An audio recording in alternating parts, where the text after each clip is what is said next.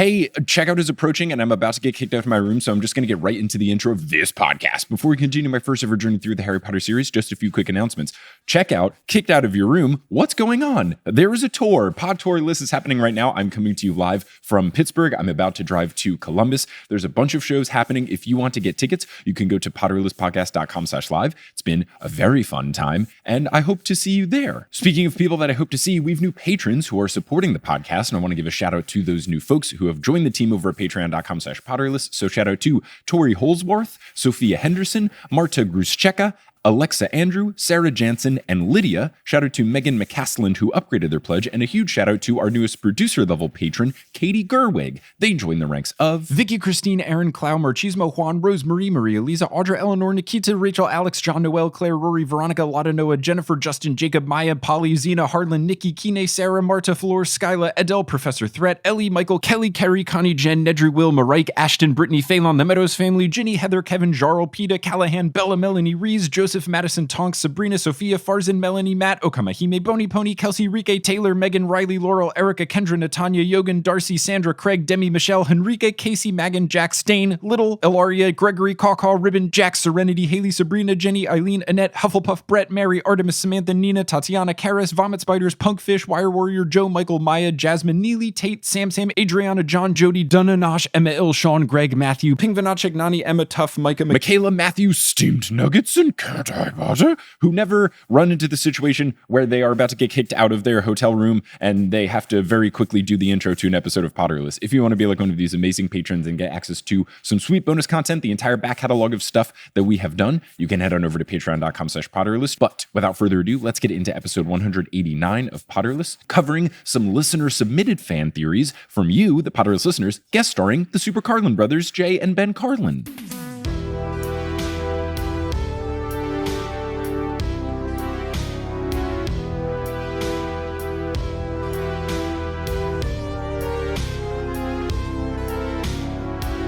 Hello, Internet, and welcome back to another episode of Potterless, the tale of a grown man who never read the Harry Potter series as a kid. He read them as an adult, he consumed other Harry Potter stuff, and now he's talking about above and beyond things such as fan theories, and that's what we're talking about today, fan theories from you, the listeners. But I'm not just doing this alone, I'm doing this with, in my eyes, the leading voices of Harry Potter fan theories. It's the Super Carlin Brothers themselves, Jay and Ben Carlin. Jay and Ben, how's it going? Oh my gosh, I think you're a little generous with the leading authorities, but we do make a lot of Harry Potter fan theories, I will say that, yeah. There is no doubt that the deep well that is the Harry Potter universe has been heavily explored here in this office. No doubt. Yeah. I remember we were maybe the first 15 episodes in, and I was like, I don't know how. There's nothing left to discuss. Yeah. And that was 6 years ago. Yeah. Mm-hmm. Famously, when I started Potterless, I said, I think that this is going to be about a 30-episode podcast. And I think this might be episode 190 or something. Oh, goodness. Outstanding. Wow. So we've gone a bit over. This is one of the final episodes, though. So it is finally coming to its not truly anticipated halt. But before we close the doors on this chapter of my children book reading life, before I move on to doing Percy Jackson, I don't know if you guys have done fan theories about that. We'll see. Mike, if I had one request in our inbox that we got, maybe more than you should do an episode with Potterless, it's, could you make Percy Jackson theories? Yes. We cannot do a live stream event of any kind. I've even gotten to the point where it's guys, we haven't read Percy Jackson yet, so we're not able to do fan theories on it. And it's I appreciate your enthusiasm for it, but at this time, I unfortunately don't have anything to contribute to that conversation. It will still be Percy Jackson! Yeah. So, well, good luck. I'm sure you'll have many, many awesome takes on it. I think it'll be a fun time. I'm excited to get that started, but I'm also excited to talk about these theories with you two. Now, we briefly mentioned your Harry Potter fan theory history in that when I was talking about the theories last time, some of the most popular ones in a previous episode, I noted that J.K. Rowling quote tweeted one of yours, which I think is a big deal in that it used to be a cool thing to get quote tweeted by J.K. and not so much anymore. Not so so now much. That's a little different, but you still got that on the resume. Yes, while we were up and coming here on the YouTube, we made a theory about Dumbledore's Horcrux and what it might be. And, we put it out there, and we were like so little at the time. We were like, guys, I think we're really onto something. Can you, we should all tweet this to J.K. Rowling. And maybe we were a little bigger than we thought because people did it. And then she actually responded. And, when she responds to a fan theory, then it got picked up by every, BuzzFeed and Screen Rant and Screen Junkie, website out there. And all of a sudden it was like, oh, what did we do? Yeah, Harry Potter fan theorists get slammed by J.K. Rowling. Yeah, not only that, but it was the one fan theory J.K. Rowling hates, and you're like, oh gosh, oh no. But at the same time, I was like, but she responded. Oh my god. No such thing as bad press, and especially at the time. But yes, I was going to ask, did that result in any cheesy headlines like you just said, the one thing she hates, or did it result in anyone writing you a very harshly worded letter like, how dare you besmirch the name of Harold Potter? No. Our general response to stuff like that is just like, well, who is J.K. Rowling to say whether this is true or not? The work belongs to the fans, okay? All right. That was the very first time I was introduced to that idea of who owns the story. It seems has migrated more and more and more in favor of the fans of the work. Yeah, I think so, especially in Harry Potter. Yeah. I remember that one in particular. It was at the time, it was yeah, you could say that in a tweet, but there's nothing in the books to counteract our own arguments. And since then, the Fantastic Beasts movies have come out, and I think they do undo some of our arguments from that particular theory, all of the details of which I do not remember anymore, but that's okay. All the questions we were asking, Fantastic Beasts does address almost directly. So it's okay, well, we were asking the right questions because they weren't answered. In a lot of ways, the whole Horcrux idea, I think, started to be replaced with the Obscurus. And what role the Obscurus, Credence, all of these things are having on the primary plot of the Fantastic Beasts story. Yeah. Because it seems to be the case that Ariana is almost certainly confirmed in Obscurus. Oh, yeah. Yes. Right. It's all but confirmed. Mm-hmm. So what you're saying is the Fantastic Beasts film franchise is just JK getting back at this one fan theory from the two of you that really rubbed her the wrong way. Exactly. Yes. You're welcome, world, for Fantastic Beasts 1. Right. Now, if she could just tell us, say it out loud, these guys, and then it'll be even greater when someday we get to run the Hogwarts Founders TV show. That's our dream, to write the Founders show. I will say, on the note of Fantastic Beasts, there was a fan theory we had that was totally spot on, that when they revealed the cast photo that Claudia Kim's character was going to be a human form of Nagini, and then boom, that was true. So that was a really exciting one. Yeah, we called that one 8 months in advance with nothing more than the circus ticket stub piece of marketing material. Yeah, and amazing. That was an exciting one. That's great. That was really cool. And that was even neater with that one because that was all the anticipation coming out of Fantastic Beasts, coming into Crimes in Grindelwald, where there were tons of really fun, juicy questions to be asking. And we were actually at a Harry Potter event in New York City that J.K. Rowling was going to be attending. And she came in and, made a comment where she was you guys get the special screening of the newest trailer that's going to drop today. And it's I think you guys are going to want to pay attention.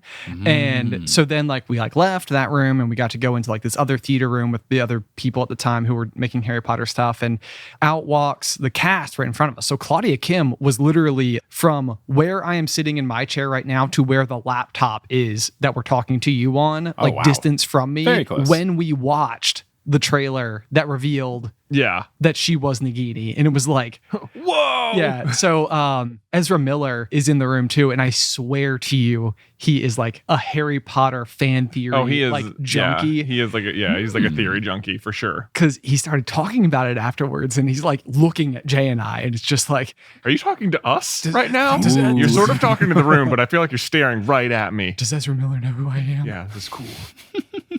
Well, I'm glad that I'm speaking with two people who are the opposite of me, and that pretty much every prediction I've ever made on Potterless has been incorrect. Laughably so. In thinking Ludo Bagman was the villain, I thought Hermione was splitting herself into 3 different people instead of time traveling in the 3rd book. So I am way off base. So we're really covering the full spectrum here of people that are good at predicting stuff, and me, the host of Potterless. So we got a bunch of fun theories from listeners coming in, and we're just going to go through a bunch of those and see your thoughts, see my thoughts, discuss them through, and have a fun little chat. That sounds perfect. So here is our first clip. Hey, Mike, this is Ellis. My favorite theory is the Filch and Mrs. Norris theory. Basically, Filch the squib accidentally turned his wife or life partner or whatever into a cat, Mrs. Norris, which is why she acts so weird. And one of the reasons he's so upset when they find his correspondence course, because it's a great shame and possibly something he's trying to hide. Filch the squib turned his last wife/partner into Mrs. Norris the cat, which explains why she acts weird and why he is very upset when the gang finds his quick spell correspondence course because he's ashamed. I've never heard this about the origins of Mrs. Norris, but... we have many thoughts about Filch. Many thoughts. Yes, it is so... I am blown away that this is the first one you brought up, because I knew we were coming on today, and last night I was like scrolling through some of like our fan theories in my head, and I was like, it's like such an odd one to feel so confident about, but the one that I feel most confident about that like is truly original to us is that Filch is a poltergeist. Yes. I've heard this. I've heard this. Okay. Yes. So that's one we came up with. And the idea is that Peeves as a poltergeist, like what poltergeists are like the physical manifestation of all the rule breaking in the school. Right. So Peeves has a constant, nearly endless supply of hundreds of students every year breaking rules. It's like why he's so hard to expel. It's why he's the most notorious poltergeist. And on the flip side, though, you have Argus Filch, and he is the like Peeves' exact opposite. He's like the physical manifestation of the strict rule keeping at Hogwarts, A fault. Like to a fault. Yeah. Whereas magic, almost by nature, is like breaking the rules. Following the rules, then, is why he's like a squib, quote unquote, because nothing else about Filch's existence at Hogwarts makes sense at all. Like, one, squibs aren't even supposed to be allowed to the castle as students. Mm-hmm. Harry comes in one day and drapes mud across the floor, and they're like, no, dude, this is an extra couple hours of scrubbing for me, Potter. And it's like, dude, Dumbledore, why are you employing this guy? Any other teacher, anyone who could do magic could clean this up in less than a second. Why are you making someone do... Yeah, they have house elves. They have house elves. Why is Filch there? It doesn't make sense. It doesn't seem like he's paid well. He seems to actively hate the students. Dumbledore doesn't even seem to like him. He like mocks him in the opening feast. He's like, Mr. Filch reminds me for what he tells me is the 400th time. No magic in the corridors. Wink. Do it anyway. I've never understood it either, and I believe I spoke about it with Melissa and Ellie at a LeakyCon. Just either having Filch around is either the nicest thing that Dumbledore has ever done, where he's doing him some sort of favor or keeping him safer. There's some sort of reason that we don't know why he's keeping him around, or it's just this huge prank and it's the meanest thing ever, because exactly like you're saying, why do you need a janitor? Like, what is the point of wizard janitor? There is not. Yeah, it just doesn't make sense. It doesn't really seem like he has authority. And the other thing about it, so this was another thing that we tied to in our theory, is that the only people that Peeves has ever taken a direct order from is Fred and George during like their grand exit in Order of the Phoenix, like with the fireworks and everything. And I think that it's pretty safe to say that Fred and George are the two human wizard characters that most embody the ideals of Peeves. Yeah. And so it's like, if Peeves is going to take signal from anybody, it's going to be those two. But similarly, I think on the flip side, the only person that Filch like really like ties to is going to be Umbridge. True. And so I think in the same way, like Umbridge is such an odd kind of evil because she's not out there for like power and stuff. It's like a strange sort of control by way of like absurd rule following. Yeah, it's control and corruption, and it's not necessarily searching for power. She already has the power, so it's more of abuse of power and twisting things to play in her favor. It's like lawful evil, right? Yeah. So I guess with this theory, it is saying that at some point in time, I guess if you're saying he's still a squib, he accidentally turned the love of his life into Mrs. Norris the cat, and now he's just trying anything he can to undo what he's done. Well, if he's a squib, he could not have even accidentally done it. Oh, okay. I don't think. Because you have zero magic. You are effectively muggle, except for the fact that you had wizard parents. Maybe you can see Dementors or something is... Well, and that's a little unclear because you've got... Like, can Filch see the ghosts? That would seem telling. I think you can okay, see so maybe ghosts. you can see some things, but you shouldn't be able to do magic at all, even accidentally. And for a squib, do you have no magic from the jump, or is it like losing your powers at some point? Or is it just from day one you're a squib and you've always been one? Day one squib, always been one. Although you can lose your powers to an extent as well. Yeah. Like through like extreme depression or something, or like squashing it down, although that could lead to like an obscurus. Sure. Right, Yeah. right. Yeah, which is going to be happening more with almost exclusively younger people. Right. But I think that Merope Gaunt had this particular Right. affliction where she sort of like internalized it and like maybe ceased to be able to do magic at some point in time. And then I think also I think it's more like a Pottermore article about McGonagall's mother, I believe, Mary's a Muggle. And she also has like a very like, she's ashamed of maybe being a witch and doesn't Yeah. want him to discover it. Yeah. So I don't think Filch could have accidentally turned Mrs. Norris into a cat. Although I do think it's possible. I think our current belief on Mrs. Norris is that she was human and that it's very similar to Nagini. Okay. And that she's like a maledictus. Yeah. And the big thing here is that Mrs. Norris shows up on the Marauders map. Yeah. Oh, And right. so for us, we're sort of dovetailing a couple of other theories that we think lock nicely together, but it's kind of one of those odd pieces of territory where it's like, it's almost like the Pixar theory. If we're going to like swap over, it's like, if we agree with the Pixar theory and all of these other things, then we're going to take that information and apply it over here as if that's okay. Yeah. Yeah.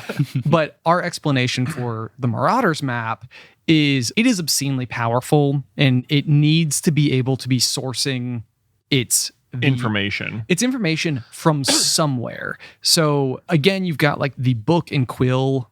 The Book of Admittance and the Quill of Acceptance or something. Are you familiar with those? I am not. Oh, these are a Pottermore article that talks about how you get admitted into Hogwarts. And it's like, once you're born, after you show a certain amount of magic, the Quill will write it in the book. And both these items reside in some like locked room in a tower at Hogwarts and no one's seen them. And I don't know. It's like Santa. They see you when you've become a wizard and they know when you're powerful. Exactly. It's exactly like that. But so our thought is that this book is like where the map is sourcing its information from. Because like it's able to put down the names of people who weren't born when the Marauders made the map. It's like, where are you getting the information from? True. But then Mrs. Norris is also the only animal who shows up on the map. Except for like Scabbers Pettigrew, but he still shows up as Pettigrew, not Scabbers the rat. Right. So like, yeah, there's that. So because he's still a human, which is also another bit of information that helps us. Because it's like, yeah, Peter shows up on the map, but that's because he's a human, and even though he looks like a rat. So it's like, why is Mrs. Norris showing up? Because otherwise you'd think at like mail time or something on the map. Oh. Like, can you imagine the owls in the Great Hall? Or it's like Trevor the Toad or or like all the anybody. house elves don't even show up. Like, he's like astounded in book 4 to find out that there's house elves at the school, even though he's had the map since book 3. And it seems like it'd be hard to hide them. Right. The more I think about the house elves, the worse I feel about them. And them not showing up on the map feels very rude. Yeah. Right, exactly. Because they obviously know they're there. Like, obviously the Marauders found the kitchen. The map shows you how to get into the kitchen. Yep. Yeah. Yep. So it's like, something is weird. So the fact that Mrs. Norris shows up, even though she's a cat, is very suspicious. Okay. Unless either she's an extension of Filch, who is a poltergeist, because Peeves also shows up on the map, in which case both of them are like united in their being a part of the castle itself rather than actual beings, or she was a human and now she's a cat and that's why she shows up on the map. Right. Okay. All right. So there you go. Those are our thoughts. I like it. I like it a lot. That was a really good one. Okay, here's the next one that we have. Hi, Mike. It's Jackson from Brooklyn. I'd love to hear you talk about my favorite theory that Draco is a werewolf. He shows his arm to Borgin and mentions that his dad is friends with Fenrir Greyback. And the trio think this means that he's got a dark mark.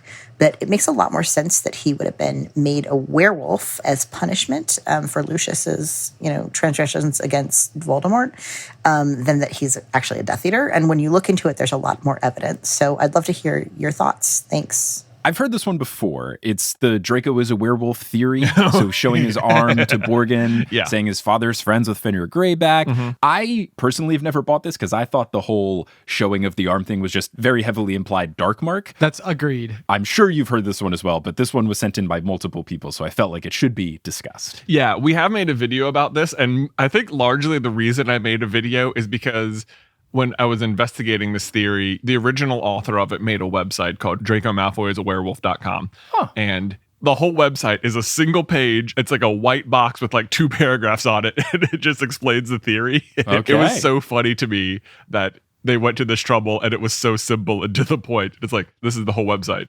DracoMalfoyIsAWerewolf.com. Boom, done.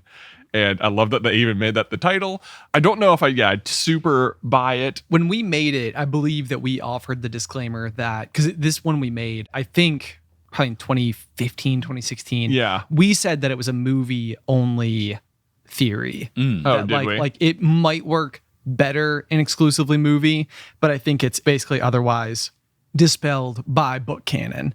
And as far as we're concerned, like, and I can't remember, I wish I could, the specific thing that does it. But when it comes down to theory writing for us, it's like the movies are really good visual examples that we can use in our storytelling, but we don't consider them canon. Okay. All right. So it's hard to rely on Well, those. But, I consider like the Fantastic Beasts movies. well, they don't have source material. They don't have That's source material. Yeah. Yeah. But it's Right. weird because then the Fantastic Beasts movies use the same sets as the Harry Potter movies. So they like retroactively make the Harry Potter movies set design perfect. exactly right. Exactly. Yeah. They nailed it. The nail. Wow. A+ work. Hey, yeah. So here's one that is a bit sillier and very simple, but I love it. Fudge had a crush on the Muggle Prime Minister. So first of all, he stayed on as the liaison to him, even though he wasn't the Minister of Magic anymore, and he kept on coming back to the Muggle Prime Minister, which, for reasons, of course, but instead of just staying, giving a quick summary of it, and then leaving, he seemed to stay on for extra time, give a little banter. Also, just in general, Fudge gives me, like, a lot of gay vibes. Fudge had a crush on the Muggle Prime Minister, and the justification is that Fudge always lingers after the necessary visits with the Prime Minister to banter. Oh my gosh. I've absolutely never heard this one. I've never heard it. I guess we don't know that Fudge is married in any sort of way. Never say. Oh, yeah. no. No, I don't think Yeah. so. Okay. I sort of like it. Yeah. 'Cause it feels like a secret that Fudge would think he needs to keep when in reality he just doesn't. He doesn't need to keep it a secret Right. Yeah. because it would like out him or because Because it would be out with, him. Oh, okay. Yeah. Or because it's with a muggle. No, I think it'd be because it would out him. Okay. But like, so this would be the type of thing where I feel like it plays into Fudge's character, which I'm not a huge fan of Fudge.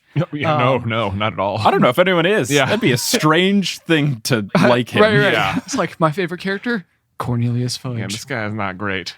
Because I too share a passion for pea soup.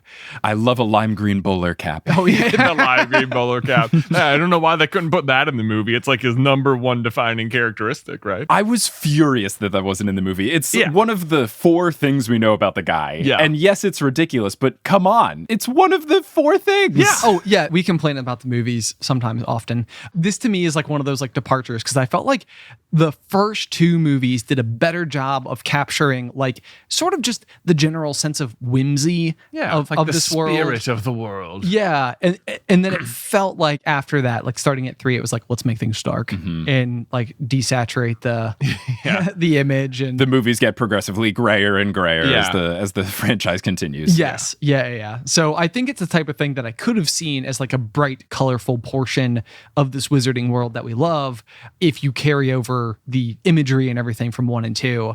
But I would say that they don't. They leave that behind at that point in time. Because They've taken a left turn. the third movie in particular takes a whole bunch of unique liberties where things have been changed Yeah, for sure. in an unexpected way. Yeah. Like the shrunken head in the night bus. I didn't understand. Why? What, like, yeah. Well, it was. Why? It was in between the lines. You just really have to read the subtext of the book and you can see, Oh, there's the shrunken head. Implied shrunken head. Yeah, exactly. Yes, Implied. yes. Implied shrunken head. Also, just the whole like car chase nature of the night bus scene in Prisoner. It's like, okay. Oh, you mean like you didn't expect it to be like launching through town and squishing between things and Nope. such? Yeah, it does seem like more of like a vehicle apparition type of thing. Yeah, the night bus is a cat bus. That's Yeah. another one of our theories. Yeah, that's so we think that the night bus is a Zowu. Zowu from the second Fantastic Beasts movie because yeah. they can like jump through time and space sort of. Okay. Yeah. But also like cat bus is like a thing. Yeah. Yeah, it's like a Miyazaki movie thing, right? Yeah. Yeah. So, and I think even that's sourced in some sort of like pre-existing lore as well. Maybe, I don't know. Now I'm just making stuff up. But anyway, the night bus is a Zowu. Yeah. Headcanon. Love it. How'd we get there? Fudge likes the prime minister. Yeah, naturally Fudge, Bullers, movie problems, and the night bus is Zowu. I don't know anything about British prime ministers of the past, But the book where we would think that he had the crush, would that be in book 6 where we get the one chapter where he talks to him? Mm-hmm. Yeah, so it'd be like 1996, right? Yeah, 1996. Okay. Yeah. So according to Google, in 1996, the UK Prime Minister was John Major. I know nothing about this person. Me neither. He seems like just your standard old white guy, but he's got nice hair and fancy looking glasses, so maybe that's Fudge's type. Who's to say? It very well could be. Does Does it say anything about his current interest level in bowler hats? It doesn't say that. I'm going to just real quick pull up the wiki and just make sure this guy's not like the worst person on earth. And we're like, yeah, I don't know. That guy. I could see it. No. Yeah, when in 1996, I was 8, so I wasn't exactly into British politics at the time. Not yet, but I mean, like, come to age 10. Yeah. That's when I really got into it. But John Major was gone by then. Yeah. None of his headlines on Wikipedia are scandal or anything of that element. Okay. One of them is called Honors, spelled with a U. Honors. So I would hope he's okay. Okay. Yes. All right. Well, maybe he was Fudge's type. Although maybe if he was more of like a scandalous politician, that would really be more of Fudge's type. That's a fair point. Yeah. That's a fair point. Who's to say? Yeah. Okay. All right. Well, it doesn't have to be a two-way street. It's just that Fudge had a crush on him. That's the theory. Yeah. That's all it said. All right. I'm into it. See it. Today's episode of Potterless is brought to you by Shaker and Spoon. Let's say hypothetically that you are me, Mike Schubert, and you have been racking your brain with all of these fan theories, and you are just so exhausted, you want to wind down at the end of the day. What's one way that you could wind down but also be fancy at the same time? You could make some drinks with Shaker and Spoon. Shaker and Spoon is a delivery service that gives you the tools and the ingredients and the recipe in order to make some fancy drinks. All you provide is the liquor, and they provide everything else. They give you the recipe to make 3 different drinks and enough ingredients to make 4 servings of each drink. And you get to make some really fun stuff. I've done some Shaker and Spoon boxes with whiskey. I've done them with tequila before, and you get to learn to make a lot of really fun drinks. I've had friends over and we had parties where we were doing something else like cooking a meal or watching a movie, but to make it feel a bit more fun, we made cocktails together and we all learned how to make them, and it was a fun time. And I am someone that does not enjoy to spend a bunch of money at cocktail bars buying cocktails. I am much more frugal with my alcohol consumption, and Shaker and Spoon allows me to keep that frugality, but also add some fanciness. So if you want to check this out, you can go to shakerandspoon.com/wizardon, and you will get $20 off your first box. The boxes usually run $40 to $50, so that's about half off. It's a pretty good deal. So go to shakerandspoon.com/wizardon to get a Shaker and Spoon box delivered to you so that you can be a fancy person winding down after a day of fan theory brain racking today. And now you'll hear words from a few sponsors who make it feasible for me to be a full-time podcaster. Some of these ads will be read by me, others of them won't. The ones that aren't are inserted locally, so if you live internationally, don't be surprised if you hear an ad in your country's native language. And once those ads are complete, we'll get back to this episode of Potterless.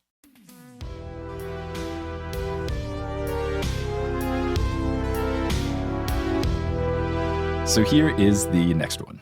I don't think Harry's scar is from Evada Kedavra. The spell is not supposed to leave any marks on the body at all, so why should it even if it failed? I think it's from something else completely.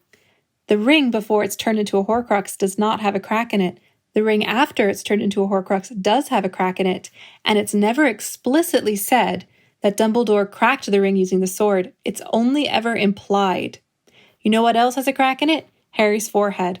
I think both the crack and the scar come from being turned into Horcruxes. Ooh, that's very interesting. Although, I will say, I definitely think it's lightning, because our thought on how Evada Kedavra works is that it uses lightning, and that's why it's in the shape of a lightning bolt. Like, that's what's so deadly about it.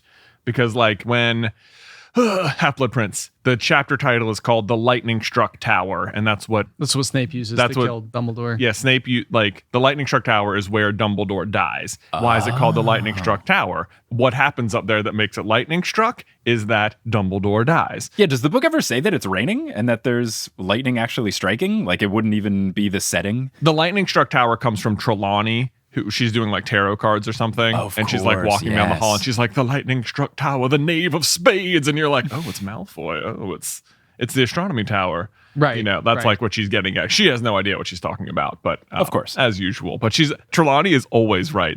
Every single thing she says comes true, which is fantastic. Yeah. I love it. But I think that's the clue that Evada Kedavra uses.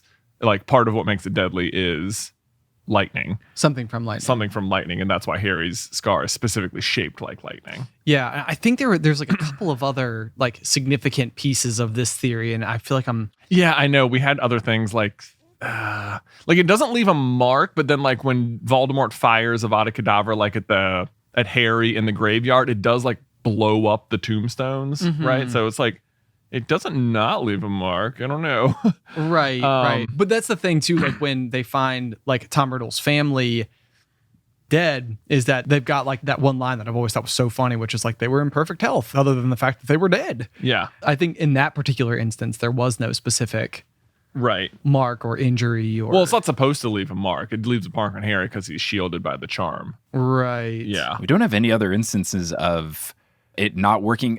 Did it technically work when Harry kind of dies and goes into Heavenly King's Cross and comes back? Does it say, oh yeah, Harry has a second scar now? Well, it doesn't. I don't think he has a second scar because I do think it works, so it doesn't leave a mark this time. Right. My headcanon is that he does die. That's sort of the way I've always seen it. Because he also, by doing so, like through that sacrifice, he does ultimately, destroy the Horcrux inside of himself, which I think is what Avada Kedavra ultimately killed, is the piece of Voldemort that was living inside of Harry. Yeah. And then on top of that, Harry cast the protection over everybody at the Battle of Hogwarts. Right. Just in the same way that Lily's sacrifice protected Harry to begin with. So, yeah, that's the way that I view it. He came back from the dead. Okay. Yeah. There's no other instance of someone coming back or not dying from Avada Kedavra, right? Like we can't cross-reference scar versus not scar to tie with this spell with anybody else? No. Yeah. Nope. I don't think so. Yeah, no, I mean, that's what's super unique about Harry, right? That he's the only one who have not died from it. Right. But again, like I think the other thing too is like at the Battle of the Ministry, like Dumbledore can use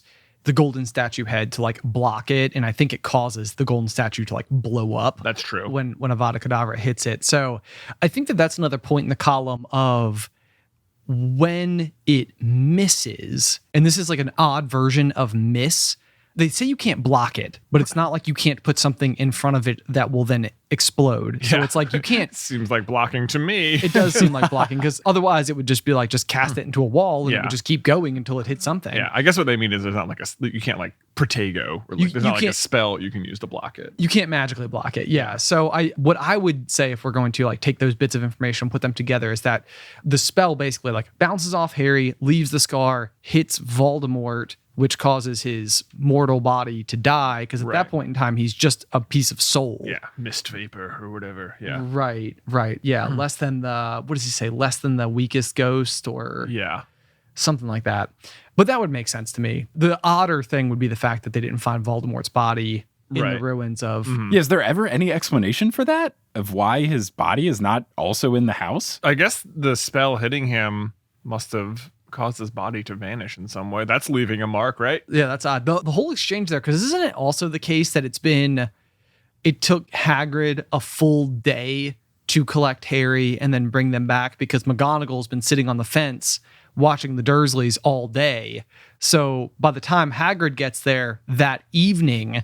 Yeah, it's been a full 24 hours since it's happened. Right. What happened there? Yeah, I don't know. So Voldemort attacks them. Then he gets blasted. Then Sirius shows up. Then Hagrid shows up. Then Sirius gives Harry to Hagrid. And then one full day later, Hagrid meets McGonagall and Dumbledore at the Dursleys. Right. And what happens in between? Don't know. That's wild. And is the house fully intact, or does the house take any sort of damage? Like, it's not like they had to search through the rubble for Harry or anything, right? I think it is damaged, right? Because when they visited in Deathly Hallows... I think the one bedroom is like blown out. Yeah. I don't think the whole house is toppled, but there was like an explosion, I think, that came from it. Yeah. Okay. The other thing that we have, if we want to talk about another theory kind of tied into this exact same moment... Sure. ...is the idea that Voldemort was basically attempting to convert objects from each of the founders into Horcruxes. Right. Our big theory for a long time, the final Horcrux he was going to make the night that he was going to kill Harry, was he had the Sword of Gryffindor with him. Oh. And the Sword of Gryffindor was going to be the last Horcrux. Because Dumbledore theorizes himself that Voldemort was going to use Harry's death to make the final Horcrux. Right. Right? Yeah. So he says that, but then you should be able to find whatever the item was in the house. Yes. But they don't. But great news, the Sword of Gryffindor has a natural disappearing act. Right. So, it stands to reason. Yeah, and he found the other three, right? He found the other 3, including the diadem. Including the diadem, which is impressive. Which is titled The Lost Diadem, and he still found it. Very impressive work. Very impressive work. Well done. He was a great student after all. Plus, then you have this other weird, unexplained gap of time, which is the Potters go into hiding long enough for like Lily to at least send whatever postcard to Sirius about like, oh, thanks for the present. Harry loves his gift. Yes. Okay. So because that's on July 31st, which is Harry's birthday, and then they're not attacked until October 31st. Exactly. So it's not like Peter becomes the secret keeper, tells Voldemort, and then Voldemort goes the next night. There's like it's 3 months. Yeah, like Voldemort has the information of where they are for a while. So like, what was he waiting for? Like, did he want to do it on the spookiest day of the year? Yes, that is 1,000% it. Because according to J.K. Rowling, every date has to mean something. Fred and George were born on April 1st. Like every date is the first thing you could think of. Yeah. So yes, got to be on Spooky Day. Got to be on Spooky Day. But our thought is that like,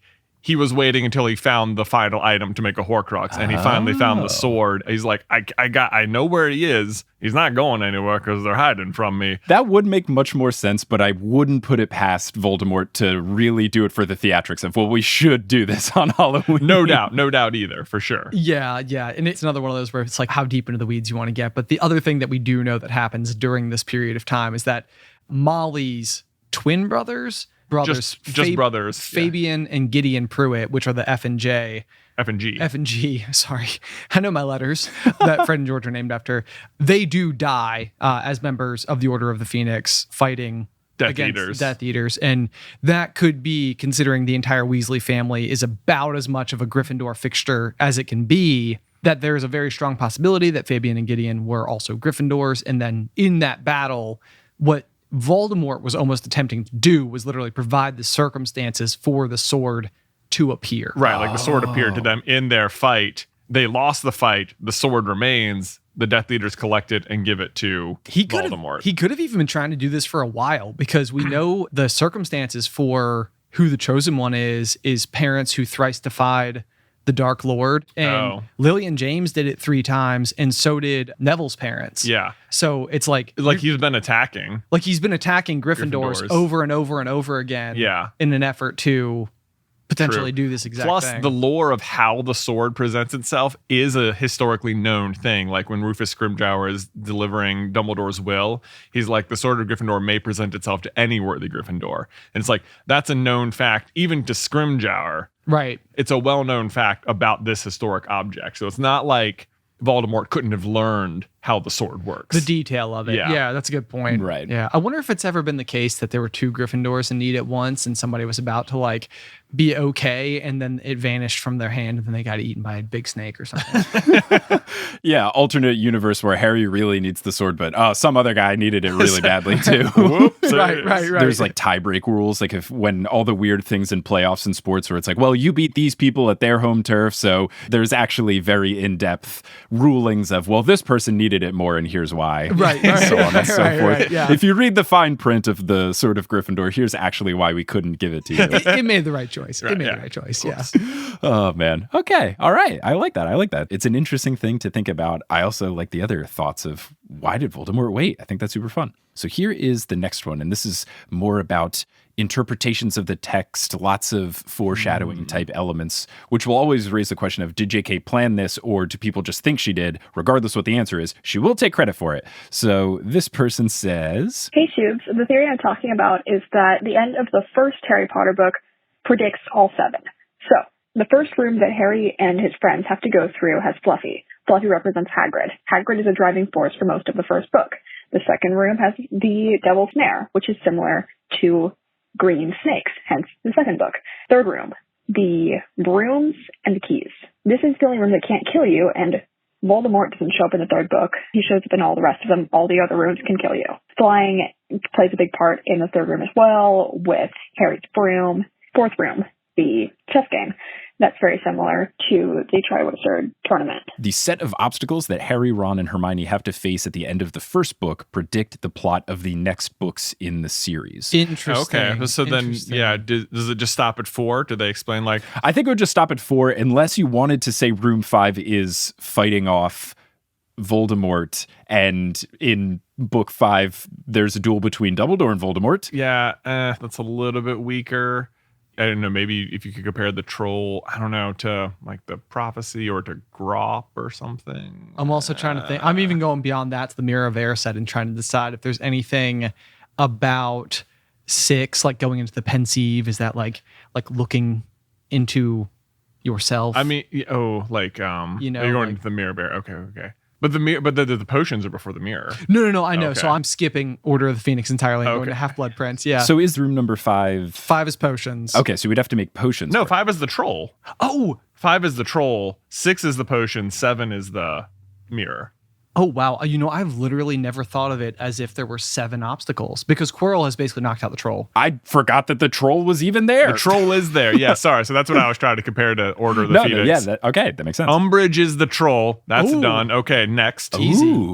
So 6. So now we're into the potions room, which is called the Half-Blood Prince, and that's Snape's. Whoa! Whoa! We're getting there. Okay. Oh, And I mean, 100%. And then the man with 2 faces is Harry because he has the Horcrux, right? He has the second. Oh wow, man. Okay. Whoa.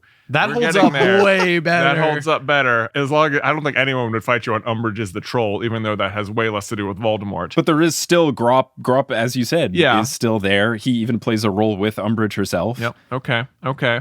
The one I'm actually the least sold on is the Devil's Snare at the moment. Although even just the name, the Devil's Snare, this is like Tom Riddle's trap.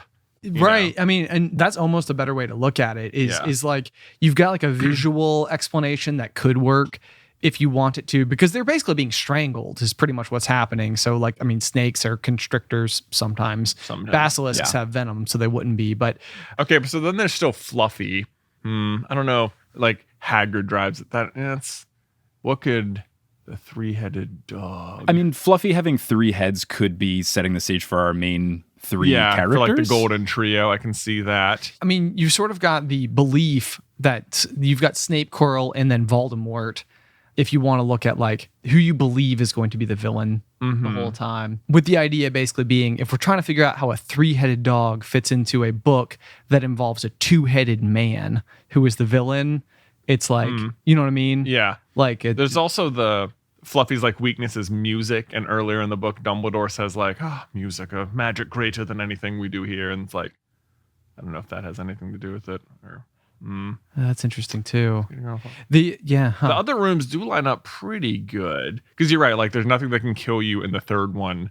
Like and he the gets third the book firebolt. he gets the firebolt, and it's really the only one Voldemort's not in. Yep. And I guess the other thing is, if you look at the theory as each room predicts the next book, I guess the first room doesn't need to predict the first book because we are already in We're the already first in the book. first book. Yeah. Sure. Even if you don't tie the 3-headed dog to the 3 potential villains or the 3 main characters or the music thing, you could at least say that each subsequent room is each subsequent book and kind of just give that first one a wash. Okay, I do like this one. I would say that this is good enough to make a video about. I think so. Yeah, you could at least make a video about. I think we could. We could just put this on the books. I don't think that I can. I don't think Who submitted this? Hey, it's me editing Mike live from my room here in Pittsburgh just to answer this question. Unfortunately, the listener who called via voicemail and did not leave their name, so I do not know who left this. Thank you so much for doing so. But also, what Jay and Ben talked about here did happen. They did end up making a video about this, and it was very cool. They mentioned Potterless. It was a fun time. You can watch it on their YouTube channel if you search for Super Carlin Brothers, and it is one of their most recent videos. It's an extremely clever way to look at it. And I feel like I can't articulate it just like totally on the go, but I feel like there's a way to spend the time with each of them because it does seem to work well enough. But I also agree with the sentiment of, was this planned? And I would not feel like it was. I don't think it would be either. I think it's more of revisionist history makes it easier. It's easier hindsight 2020 to find things, especially because there's not necessarily the same characteristic in all of them. Yeah. It's more of, we've got this room, what's something that ties it? I think some are really good fits, like potions for room 6, book 6 is really on the money. Yes. But some of these other ones are doing a little bit of mental gymnastics going on. pulling a little acrobatic Simone Biles in our brains. I think it's probably not a JK had it from the jump thing. I agree with that. But I do think it's a fun way to look. And I think if you were to do a video on it and to really dive deeper, it would be interesting to really look into some of the ways the rooms are described and see if there's any particular details within it that really point to something. Because right now we're all kind of thinking of the big picture stuff, but it would be funny if there's one tiny little sentence we don't have memorized that really draws to something that happens later in the series. Right. Yeah, like I was thinking about the third room again, and like the fact that it's like the silver key, and I was like, oh, and like that's all about Pettigrew, who gets like the silver hand, but it's like that really happens in 4, doesn't it? So yeah, it's like you're like grasping it like that, like, oh, it works. No, it doesn't work. I think to me what the rooms have always really been meant to do, and I think the movie actually does a really good job of it, was to get, like, showcase the skill set of Harry, Ron, and Hermione.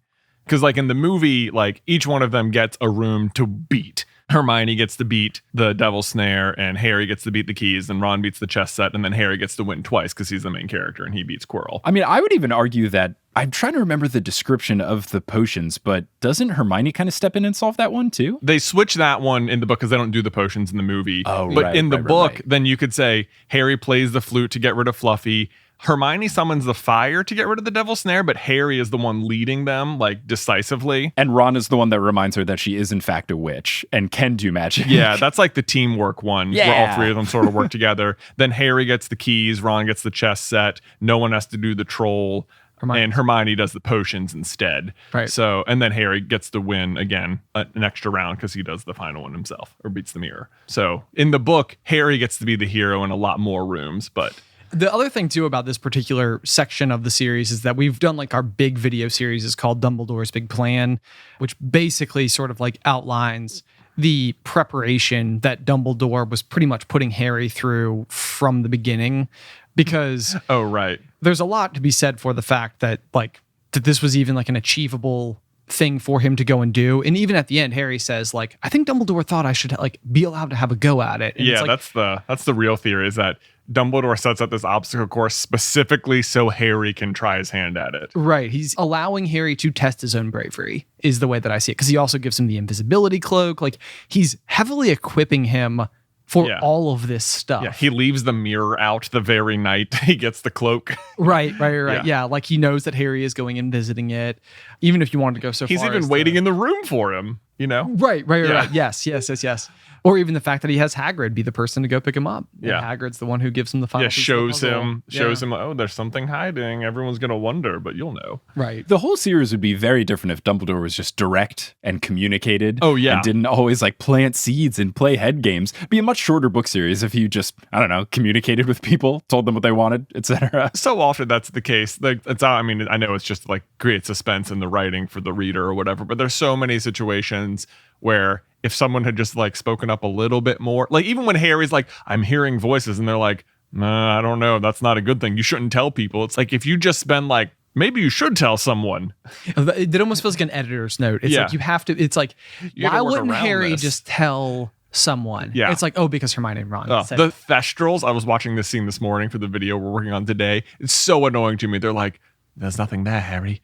They're pulling themselves like usual. If you were Harry in that situation, you'd be like, no, guys, I am dead serious. There's like a giant horse right here. Like, it must be able to make itself invisible or something. Do you know of any horses that can make themselves invisible? And Hermione be like, yeah, I read about it in Hogwarts, a history. I know. That's that was the other thing with another thing that upset me very similarly is when Hermione just doesn't tell them about fiendfyre until the very end. Yeah. That's the kind of thing where Hermione would for sure know what a thestral was. And the second Harry brings it up, she'd say, oh, yes, you must be talking about a thestral, which I've certainly already read about because I'm Hermione, and of course I have. Exactly. Right. Oh, the fiendfyre is so annoying. It seems like even if they didn't try it themselves, it seems like they could have planted the seed earlier in the book, so it's not just catching you off guard when it happens in the room of requirement. Like, well, there is fiendfyre, but we shouldn't do that. We'll burn down half of England or something. That's what I've always said. Even if that was her justification, you have to say it earlier so that it's not just like, oh, yeah, I knew about it. I just didn't tell you guys because I didn't trust you, which is valid. But also, when you're struggling and you have no idea what to do at all, she would have said something. Right. Come on. It's like we've been looking high and low. I do have in my back pocket one explanation that will work. I have a way. Like, I know, especially because like Ron leaves. Like, you're holding this in your back pocket after Ron leaves. Yeah. Like, come on. And then you get attacked by the snake and you almost die. Like, Hermione, it's time One more straw and I'm going to tell them about it. One more. Like, just go to a nice island, a small island where the fire can't escape. It'll be fine. You're good. Right. Yeah. Right. Yeah, I mean, they can even go to the island that Harry first went to. Yeah. With Dumbledore. Oh, with the locket. Oh, they could have returned to the locket's spot and trapped the fire in the cave. Oh, wow. It's Could've way worked. better. It's way better. And don't they not even ultimately need the fiendfyre in the end? Because couldn't they have just used a basilisk fang to do it anyway? It's something that I think from a plot perspective creates a plot hole. We've already discussed at length just from a personality perspective why it doesn't matter. And then ultimately in the grand scheme of the plot, who cares? You didn't need it. So we've got this thing that like breaks the world and it didn't matter. Oh, the other thing I really wish that would have made it matter just a little bit more, that I could have put all this under the rug with, is if Malfoy had been the one to cast the spell. And not Crab. I know, because then then you're like, Malfoy killed one of the Horcruxes. That's great. Oh. That's the little bit of, that would have been good. It's like every other character is so important. It's like Dumbledore and Harry and Neville and Ron and Hermione and Crab. You're like, couldn't have been one of the other main characters who's like already sort of on a redemption arc here. Like, give it to Malfoy, man. Oh, yeah. Don't even get me started on the lack of Malfoy redemption arc, because It's not there. It's not like there. wants to be. it could have Yes. been. It Yeah. It should could have have been. been. Like, Yeah. yeah. So my, hopefully I'll try to keep it to 30-second rant is basically that, he is a child. And, I think that you have to be a little bit forgiving to the idea that it is hard for a child to see beyond the circumstances of their parents and what they're saying. So he is a parrot of their beliefs. And it's I challenge anybody to overcome that as a young child. That's difficult. Yeah, especially in wizarding homes where you are basically isolated with your family until you're 11. Exactly. Yeah. But so the big thing to me is that basically when he gets the 6, it is the very first time when Malfoy can no longer rely on his parents to solve the problem for him. He can't be like, I'm going to call my father. He has to do the thing, and it nearly kills him. What I would so love is basically for Malfoy to be pushing forward because his entire life tells him to, but also be like, this is the wrong thing to do. I have finally had to shoulder the responsibility of doing something on my own. And now that I have done that, I can have my own viewpoint because now I have my own experiences. Yeah. And those are the types of things you can learn from. I totally get it as him being so clouded by what his parents have put in his brain. I didn't have any thoughts politically beyond what my parents believed until I got to about voting age and started doing my own research into stuff. Yeah, I think that's exactly. normal for a kid in high school to not necessarily think outside the box there. I don't think there's anything in the book that legit gives him redemption. I do agree, though, that stuff was set up for it to happen, just never really did. And it's funny because they have that deleted scene that didn't even make it in the movie where he runs a wand over to Harry or something. And I feel like even something like that, where if Draco did something, that would have been great, because at best in the book, he just doesn't tell the Death Eaters that Harry is Harry. That's the best thing that he does. Right. Because even at the end, he just walks away with his parents. He doesn't actively do anything. It's just not doing bad things, and that is not enough. Yeah, it's not enough at all. What would have been incredible is if there was a moment where Harry was backed against the wall and Dementors were swooping in and he stepped in and cast a Patronus. Oh. You'd be like, ooh. Malfoy's Patronus. Oh, yeah. We made that video, have we not? Have we? I think we have. What is Malfoy's Patronus? Do we even know what his Patronus is? No, that's why I think why we made the video. So we were guessing. And we said it was a peacock. We did say it was a peacock. Yes. That makes sense. The albino peacock at the house. Exactly. You get it. All right. Cool. Well, we've cracked the room code. We've written Draco's redemption arc. I can't think of a better place to end this episode of Potterless. So Ben and Jay, thank you so much for coming on and talking about these with me. It was a super fun time. Listeners, thanks for sending them in. If people want to find you guys doing stuff on the internet, podcast-wise, all that stuff, where can they find you? Oh, man. Well, of course, you can head over to youtube.com/Super Carlin Brothers. Check out our main channel where we have hundreds of other Harry Potter theories you may want to check out as well. If you want to find me, Jay, on Twitter or Instagram, you can look up Jonkerlin. That's Jonkerlin. And I am over on Instagram. I'm not really on Twitter anymore, but Instagram is at SCB_Ben, because I'm like that guy who has an underscore in my username. Nice. Otherwise, we also have a podcast called Popcorn Culture where we just talk about sometimes pop culture, sometimes what it was like growing up. Yeah. You can check that out as well. Awesome. What a time. Well, again, thank you so much for taking the time. Listeners, thank you for listening. And as they say in the Wizarding World of Harry Potter, as they are lingering along with the Prime Minister that they definitely have a big old crush on, wizard on. They do say that a lot. They say it all the time in the books, for sure. Wizard on.